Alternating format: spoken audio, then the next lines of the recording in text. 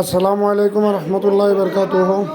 আজকে আমরা 4 রমজান আমরা বেঙ্গালুর এক ভাইয়ে ইফতারের দাবত দিছিলা। আমরা শামীম ভাইয়ে এবং শামীম ভাইয়ের রুমর প্রত্যেক ভাইয়ে দখলে মিলিয়া আমরা আজকে বরাক আসাম ত্রিপুরার প্রত্যেক ভাইয়ে এখানে জমা হয়েছি। ওইয়া ইফতার করিয়া খুব বেশি ভালো লাগছে। আমরা নর্থর প্রায় 100 জনের উপরে মানুষ এখানে জমা হয়েছিলাম ইফতারের লাগি। আর ইফতার করিয়া আমরা একে অন্যর লগে মিলিয়া খুব ভালো লাগছে। আর আমরা একে অন্যর লাগি সবে দোয়া করতাম।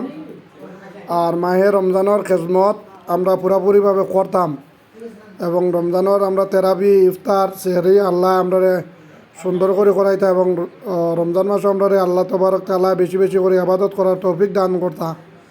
আর যে ভাই আজকে আমরা ইফতার করাইছেন আমরা শামীম ভাইয়ে, আমরা প্রত্যেকের পক্ষ থাকি আমরা অশেষ শুক্রিয়া আদায় করি।